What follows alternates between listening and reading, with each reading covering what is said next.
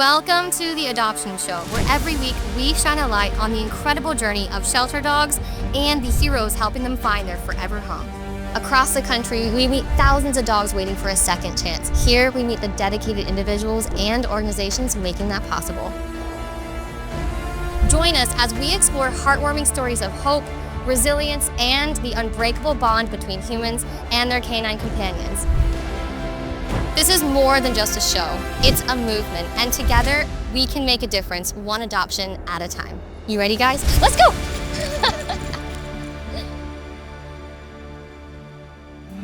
On the Adoption Show, saving lives is fun together. On the Adoption Show, I'm Amber Akar, and this is the Adoption Show, where each week we meet adoptable dogs from all over the country and share tips to help you become the best pet parent ever. If you adopt through our show, you'll also receive an amazing adoption gift kit. It's our way of saying thank you for giving love and getting it back tenfold.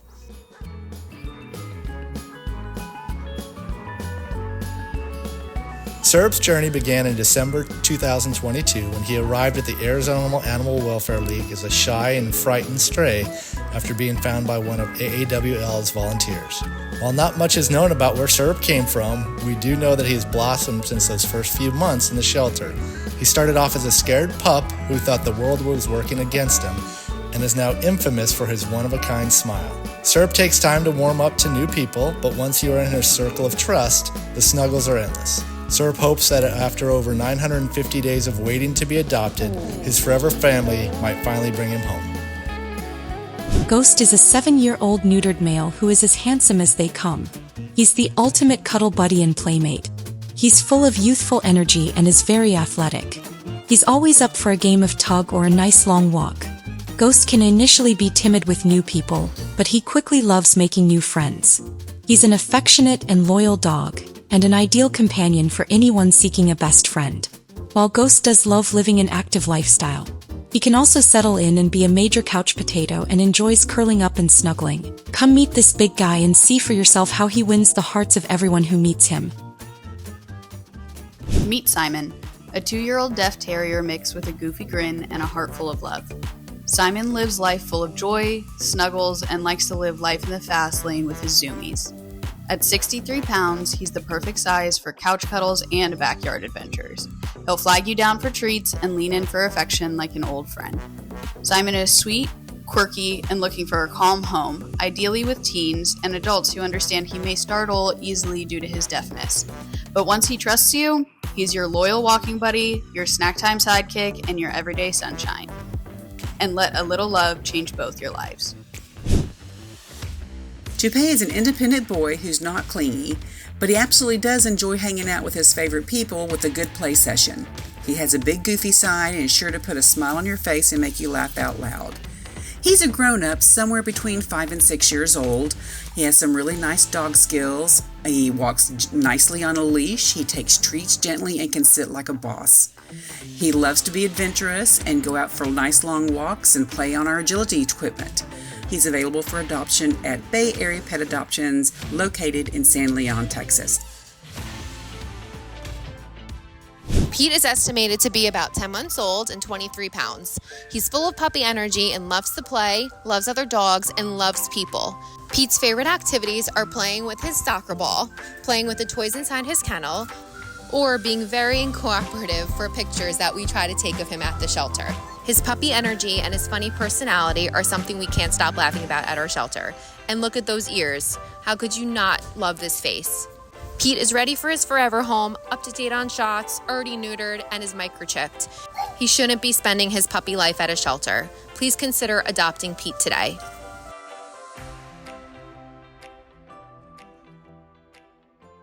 We just met some incredible adoptable dogs, and now it's your turn to act. Head to the shelter's site or scan the QR code to start the adoption process. And don't forget, if you say you saw them on the Adoption Show, you'll get an exclusive adoption kit from us. Every adoption has a team of amazing people behind it. This week, we're highlighting an organization that's changing lives every single day. So let's go take a look.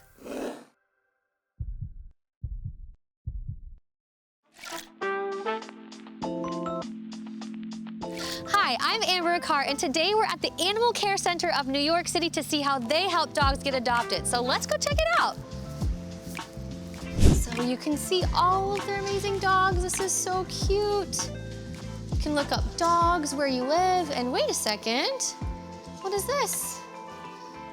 This dog is a shelter scholar. I want to figure out more about this. So let's talk to some people here that can help us out and learn more about this program. All right, now I'm here with Katie Hansen, the Director of Communications here at ACC. Can you tell me more about the amount of animals that you guys have saved? So we get in on average about 20 to 25,000 animals a year. Wow. And that's every kind of animal, dogs, cats, rabbits, Gerbils. guinea pigs. Yeah. So we have a lot. And right now we have 360 dogs. And we really have capacity for about 150. Wow. So we're at double capacity, which means that the dogs are doubled up in kennels. They're also in crates in hallways. And this is not great for their behavior. And so some of these dogs really can't adjust very well. Luckily, we have a really experienced behavior team, and our team has put together this program called Shelter Scholars. And that's helping get dogs adopted, and it's really a great program. Yeah, I saw some photos at the front with like Shelter Scholar, and I immediately wanted to click on that picture and learn more about that dog. I actually think the photo I may have clicked on was the dog that we have back here, maybe. If not, I want to meet both of them. But I'm excited to meet an actual Shelter Scholar and learn more about this program. So let's go talk to Julia. I'm here with Julia, the canine behavior and outreach trainer, and you're gonna tell me all about this really cool program called what is it called? The Scholar? It's the Shelter Scholars program. Okay, so can you tell me what that is and what it's all about? So we focus on targeting dogs that come into care with behaviors that either cause suffering or cause discomfort in the shelter, or that create barriers to adoption. So things like on-leash reactivity, barrier frustration, resource guarding, all those types of behaviors that make it hard to live in the shelter. Right, and a lot of those dogs are perfectly adoptable, but they're just kind of not set up in the right environment. And so I imagine you guys are helping create an environment to help them work through those things. Yeah, so that's our goal, is to make them as comfortable as possible while they're in care, and work with them on learning how to relax and regulate themselves so they're staying more stable and happier until they can find their forever homes. So does that mean that the Shelter Scholar dogs are any less adoptable or any reason? Definitely not. It does mean that they might require some different management than some other dogs, but certainly they are perfectly adoptable, and a lot of them are super people social and would love to come and just be in a home in a safe environment. Yeah, I think that's really cool because you guys have trainers on staff that really get to know these dogs and help set them up for success. Because I think a lot of these dogs are maybe just a little bit misunderstood and they don't present as well as maybe a little puppy would. But these dogs are just as adoptable. So what does the adoption process look like for one of these Shelter Scholar dogs? So some of the dogs that fall under the Shelter Scholars will do best being fostered first. So they go with one of our rescue partners. We have over 300 private rescues that we work with at ACC. And they go to one of them and they can decompress from their shelter stay with a foster and then be placed with an appropriate adoption home from there. And so some of the dogs are publicly adoptable, which means you can schedule an appointment and walk in. Our adoption counselors walk through all of the behavior concerns, everything that we've seen in care, anything that might pop up in the home. And then they provide you with additional resources on what the Shelter Scholar program has done, what they've learned, and how to implement that in the home environment. Can you tell us more about the ways the Shelter Scholar program and your behavior team has helped these dogs? Like, what are the success rates of these dogs that are in these programs? Yeah, so we have, out of the Shelter Scholars program, we have an 83% live release rate, Wow. Which means that the majority of the dogs that go through the program are leaving the shelter successfully. That's incredible. Like, those are probably dogs that wouldn't get that attention otherwise, and you guys are really putting the effort into the dog and getting them in a home, which is really, really cool.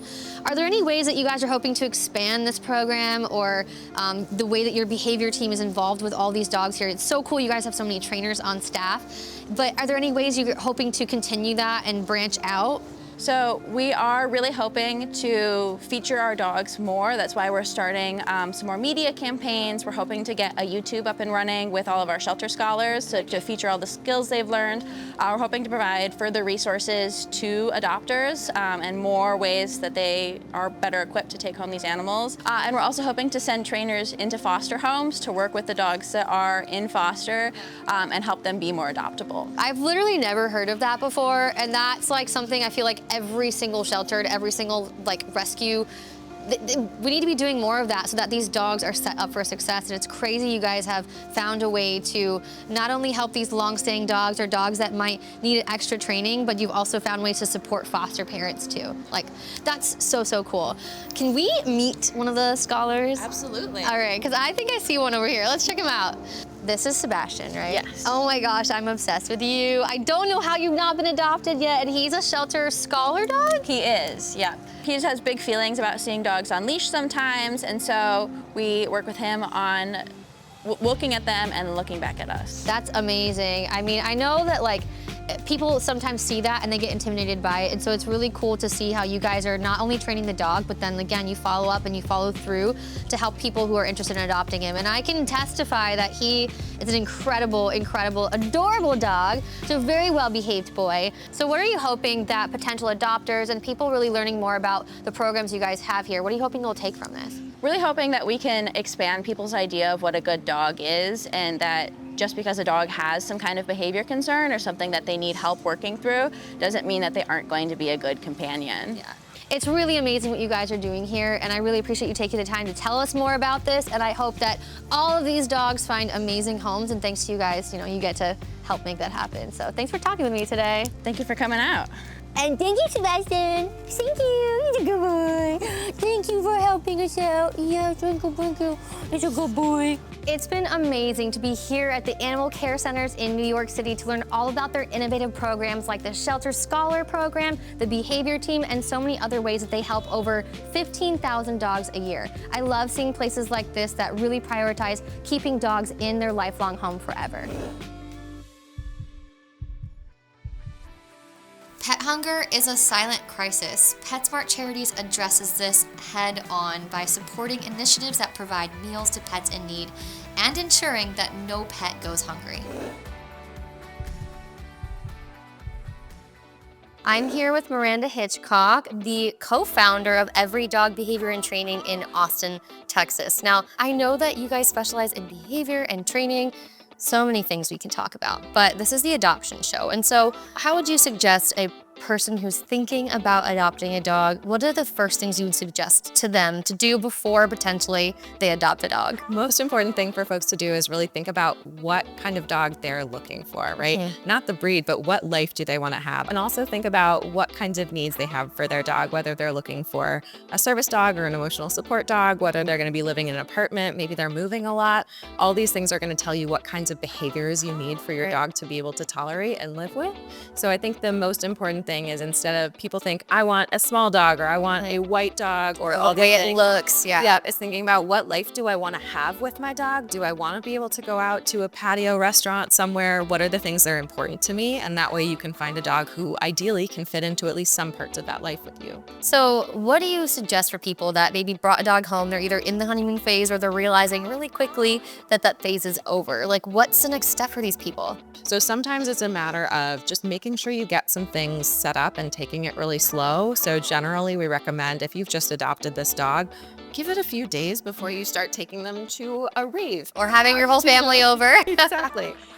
Anything we can do to set them up for success, get to know kind of who they are. In some cases, you might be adopting from a foster home where you might have great information about them. And sometimes they might have been in a shelter where we have no idea how they're going to respond to things like stares. Watching our dog's body language, watching what they're telling us in those first few days especially, so that we can figure out how to set everyone in the home up for success. Yeah, I think that's so important. And every dog is such an individual, right? And so if we're seeing dogs do things in our house that are new to our house, what did these people do that just brought this dog into their home? Can you kind of give us some takeaway tips that people can maybe try with their dog or reach out to help? If you have a dog who comes home and is what I call like a corner dog. Like they're stuck in the corner and they don't want to leave it. They don't feel safe, and that's happening for a couple of days. Please reach out to somebody, right? There are medical interventions and training interventions that we can use to help those dogs feel more safe. And most of these dogs, if it's been a couple of days and they're feeling like that, it's not just going to get better on its own. Same thing, anytime we get snarling, snapping, growling, anything like that is something that we immediately want to get an expert in there to make sure we're not going to make things worse. It's really easy to end up with accidental dog bites just from a misunderstanding between the dog and the person. So the more that we can go, okay, we figured out what happened, we know how to avoid it, we can build some new communication, we can make sure that everyone stays safe. It's really important to do that. So those are the things where we get lots of anxiety, fear, any kind of aggression symptoms, reactivity symptoms. We want to get in there as quickly as possible with a certified positive reinforcement-based trainer so that we know that we can actually solve those problems for folks. Yeah, 100%. And on that note, I think it's so important for people to realize, like, dogs they speak a different language than us, and sometimes we expect them to understand our language, but we don't fully know their language yet. And just because a dog may be showing something that is a little bit concerning to us doesn't mean that the dog can't stay in your home. How can people, I guess, learn more? Do you have any resources people can take away from this? Our website, everydogaustin.org, I love because we're a nonprofit and we're doing cool things. But my other favorite thing is that we have a lot of free resources on it. So we do free webinars, usually twice a month, and we have a whole YouTube channel of all of our previous webinars, everything from raising puppies to dealing with trauma to sound sensitivities, just everything behavior related from trainers and behavior consultants all over the world. We want to make sure people can find what they need. I love that so much. And if you guys don't have a dog yet, you can still reach out and learn these things before you get a dog. Absolutely. And that'll just help you have a better relationship. Thank you so much for chatting with me today. This was so fun. Every adopted dog comes with a story and sometimes a little bit of baggage. Love, patience, and training go a long way. Let's meet the next group of incredible dogs waiting for a fresh start.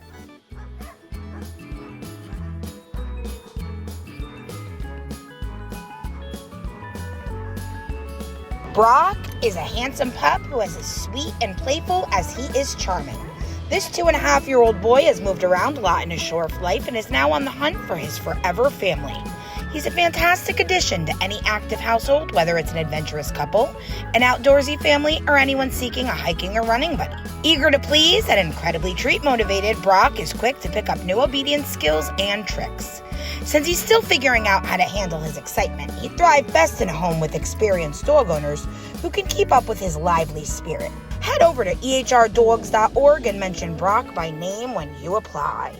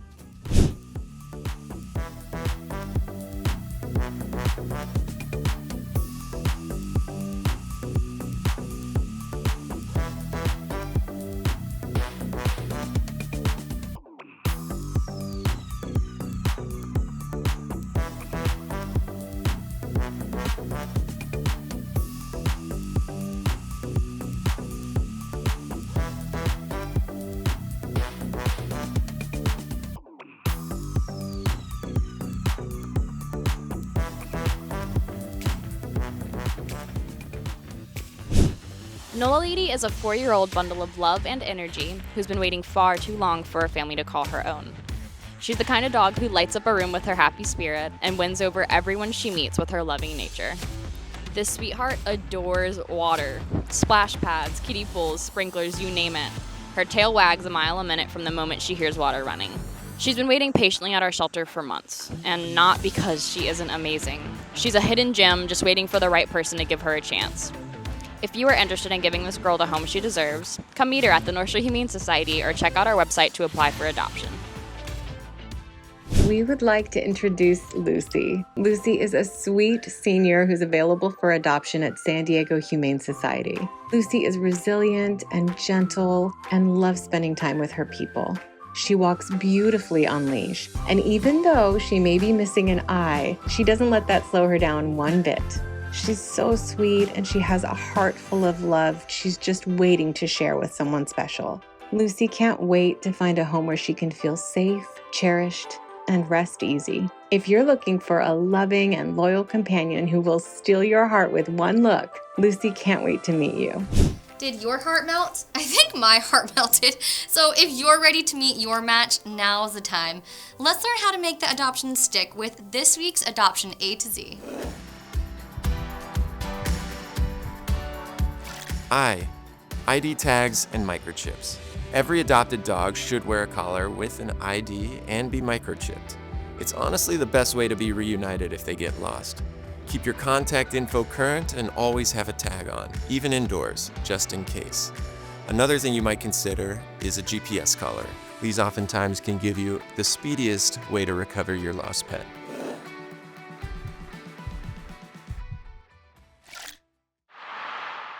Victoria Stillwell's adoption tips.